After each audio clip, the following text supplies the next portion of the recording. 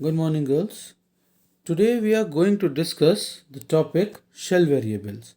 So, basically, what are shell variables?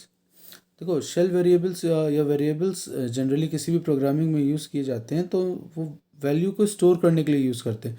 ठीक है।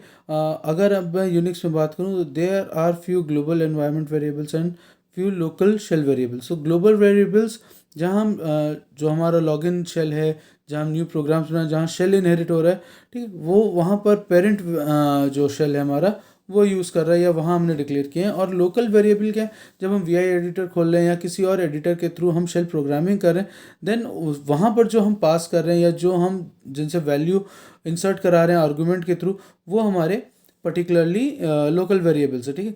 तो चाइल्ड प्रोसेस की बात करूँ तो चाइल्ड प्रोसेस कभी भी अपने वेरिएबल की वैल्यू पेरेंट प्रोसेस को नहीं पास कर सकता, बट पेरेंट प्रोसेस से वो वैल्यू ले ज़रूर सकता है। ठीक है। अगर मैं यहाँ पर यूनिक्स में बात करूँ तो यूनिक्स में लोकल शेल वेरिएबल को डिक्लेयर करने के लिए हम सिंपल सा वेरिएबल नेम लिखते हैं, उसकी वैल्यू देते हैं, कोई स्पेस नहीं, कुछ नहीं, बॉन्ड शेल में अगर हम काम कर रहे हैं। ठीक है। हाँ, बट ये ज़रूरी है कि हम डॉलर साइन उसको प्रीफिक्स ज़रूर करते हैं जब हम उसे यूज़ कर रहे हैं, जिससे जो हमारा इंटरप्रेटर है, शेल इंटरप्रेटर, उसको ये पता रहे कि हम एक वेरिएबल यूज़ करें। तो यहाँ देखिए एक एग्जांपल ये, that is dollar count equals to 5 और डॉलर यहाँ प्रॉम्प्ट है, count variable name equal to 5, कोई स्पेस हमने नहीं दी है। ठीक है। लेकिन जब मैं इसको यूज़ कर रहा हूँ, ठीक, तो मैंने कहा डॉलर इको डॉलर काउंट। ठीक है। डॉलर प्रॉम्प्ट इको फिर डॉलर काउंट, ये बताने के लिए कि एक वेरिएबल की वैल्यू प्रिंट हो रही है। ठीक। अब एक बहुत सिंपल सी चीज़ आती है, अगर मुझे वेरिएबल में से वैल्यू रिमूव करनी है तो मैं अनसेट कमांड यूज़ कर सकता हूँ और प्रोटेक्ट कर देनी है रीअसाइनमेंट से, यानी कि अब मैं कांस्टेंट यूज़ से कांस्टेंट तरीके से उसको यूज़ करूँ वेरिएबल को, तो मैं रीड ओनली कर दूंगा। ठीक है। और अगर मैं इन दोनों की बात करूँ, अनसेट या रीड ओनली की, तो these both are the command shell internal commands. अब एक छोटा सा डिफरेंस यहाँ आता है बॉन्ड शेल और सी शेल में। जब मैं सी शेल में वैल्यू यूज़ करता हूँ या वेरिएबल बनाता हूँ, तो मैं उसे सेट कमांड से असाइन करूँगा, और जो अभी तक स्पेस नहीं दे रहे थे हम वेरिएबल नेम में और इक्वल टू और वैल्यू के बीच में, वहाँ पर अब स्पेस आ जाएगी। तो अब लिखा जब जाएगा तो मेरा जो प्रॉम्प्ट है, उस प्रॉम्प्ट के बाद हमने स्पेस दिया, सेट, सेट के बाद इक्वल टू के बाद काउंट, काउंट के बाद 5, फिर डॉलर सेट। इससे क्या होगा, दोनों बार जब हम सेट कमांड दे रहे हैं तो यहाँ पर हमारा जो पर्टिकुलर वेरिएबल है उसकी वैल्यू सेट हो जाएगी। ठीक। अब जब हम शेल वेरिएबल्स की बात करते हैं तो शेल वेरिएबल्स का काम क्या क्या है। अगर मैं शेल वेरिएबल की बात करूं तो सबसे पहला काम है पाथ नेम सेट करना। ठीक। अगर मैं बार बार सेवरल टाइम कोई सी स्क्रिप्ट में मैं कोई एक पर्टिकुलर वैल्यू यूज़ कर रहा हूँ या कुछ ऐसा यूज़ कर रहा हूँ जहाँ पर पाथ नेम की ज़रूरत है, तो मैं एक बार आर्ग्यूमेंट से सीधा सीधा पाथ नेम ले सकता हूँ, उसको सेट कर सकता हूँ।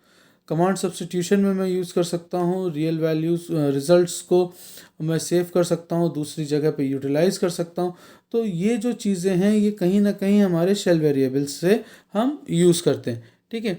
अब जैसे यहाँ देखिए हमने एक एग्जांपल लिया हुआ है, dollar base equals to FOO, ठीक, semicolon, extension equals to .c। ठीक है। File equals to dollar base dollar EXT, तो ई को डॉलर फाइल foo.c प्रिंट हो जाएगा। तो यहाँ पर हमने वेरिएबल्स को यूज़ किया, वेरिएबल्स के साथ हमने वर्क किया। ठीक है। और मल्टीपल वेरिएबल्स को एक साथ डिक्लेयर या वैल्यू असाइन करने के लिए हम सेमीकोलन का यहाँ यूज़ करते हैं, that is a delimiter over here. Clear, basic चीज़ें क्लियर हैं, वेरिएबल हम कैसे बनाएंगे या कैसे यूज़ करेंगे। उसके बाद रेगुलर एक्सप्रेशन की बात करते हैं, तो हम ग्रेप कमांड पहले बात कर चुके हैं।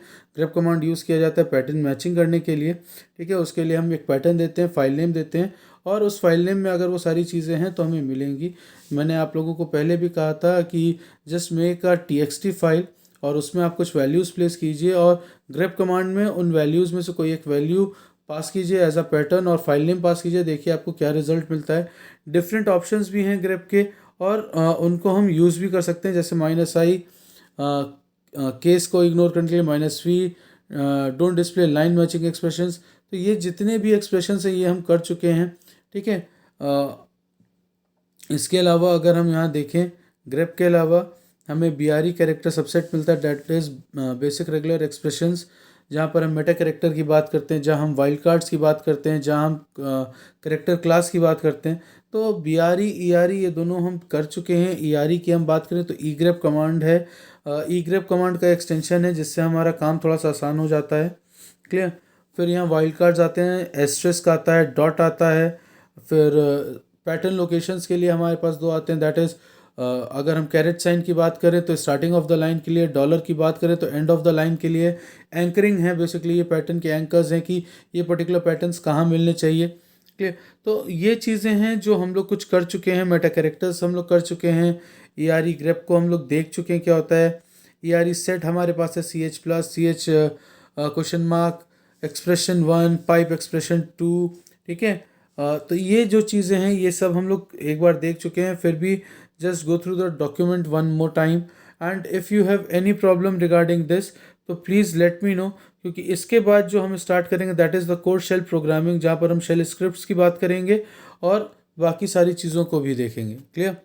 सो if you have any problem please let me know, I will try to solve your problem as soon as possible. Thank you so much girls.